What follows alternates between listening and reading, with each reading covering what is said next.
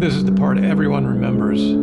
Tight, narrow, no room for mistakes. And it feels fast. But this isn't where real decisions happen. I'm driving the line they teach. But Don, he's not doing that. He's staying left. Sometimes you just want to see around that corner. And he knows that dropping a tire off the narrow shoulder on the right, that could lead to bad things. That happened to him last year. So he's not committing too early.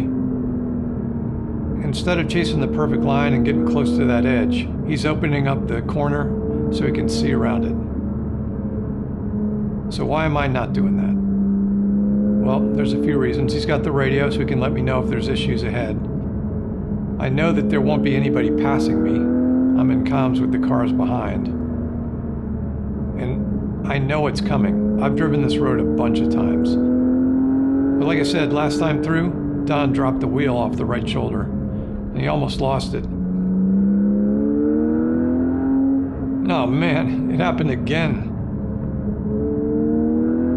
I think I'm seeing why he dropped the wheel there.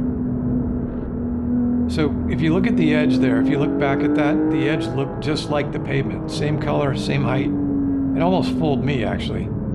If you've been watching the channel, you know that you can get fooled out here. Sometimes what you see is not what it is. It looked solid, but it wasn't. It was fine gravel, and we saw what happened there. You gotta leave some margin on here, guys. You might not see what's really going on. When you're making decisions at speed based on what you think you're seeing, sometimes you're not gonna be right. It's really not how fast you can take the corner, it's about seeing that next corner and getting ready for it and keeping those wheels on the road. All right guys, a little bit farther down here, we're in the second ridge, and in this section, everything tightens up, as you can see. Real narrow here, and if you're gonna leave any margin, this is where you do it. This is where things could go wrong, and quick. And we've seen it before. Once we got behind this guy, and right when we came up behind him, he was in a full-size pickup truck. He just took off. And honestly, we got caught up in it. He started cutting corners, crossing lines, trying to pull away from us, and we've seen that before. And it's just something you cannot get pulled into. We didn't really notice at first that we were getting pulled into it. It was really more entertaining than anything else. But then it started getting a little dangerous, to be honest. We were matching what this guy was doing. We want to be making our own decisions, not following his, especially if a guy is being real dangerous. If he were to get it wrong, we could have been committed and we might have followed the guy off the road. So out here, we do not want to drop a wheel off the edge, ever. You do not know what's going to happen. That edge could be way deeper than you think. You could go into the ditch, you could overcorrect and pull into the left lane. A lot of bad stuff can happen. So if someone's pulling away from you, it doesn't matter what they're driving. It could be a local pickup truck like that guy. Do not chase them. Let them drive off and make whatever kind of noise they want. Do not chase something you can't see. Do not follow a line that doesn't make sense to you. Just gotta let those guys go. Just gotta let them go. All right, third ridge, a little bit higher up here, and the road finally starts to open up a bit, but the corners are coming quick here.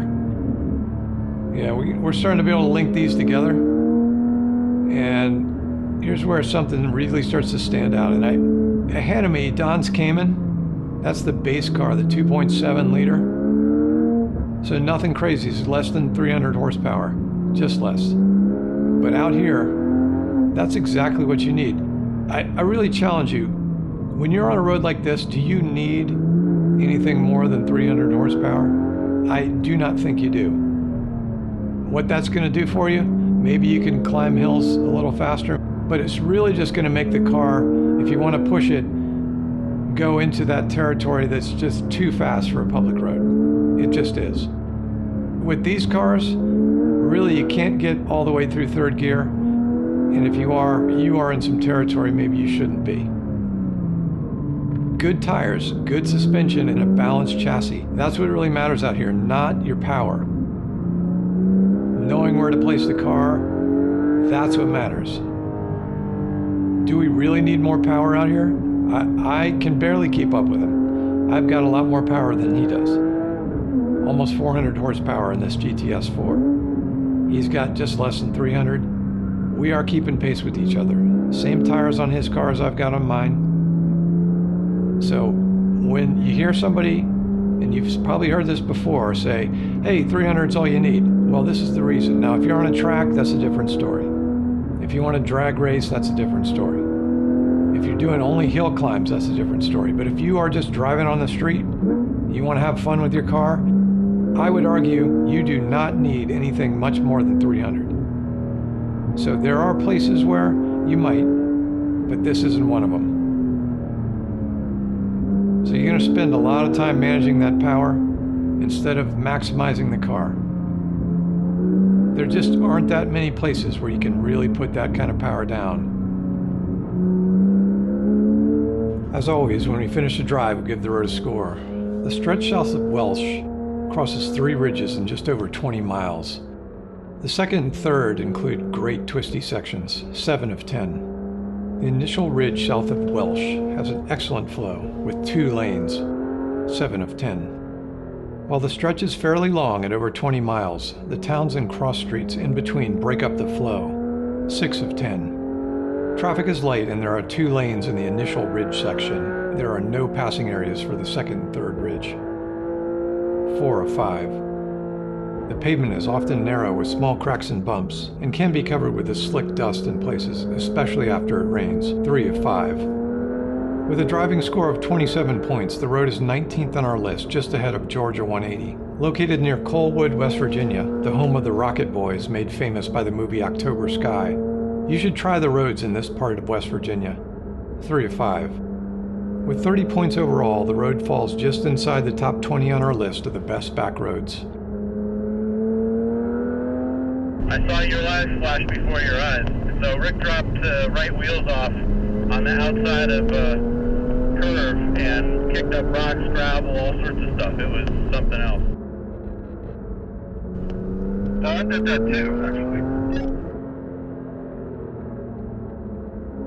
If you enjoyed the video, please leave a comment to let us know. YouTube will notice and it really helps us out. Find a map with locations and links to all our drives on the channel. Check the channel for a playlist with every video on our Best Backroad series. We hope to see you next time as we continue our mission to find the best backroad.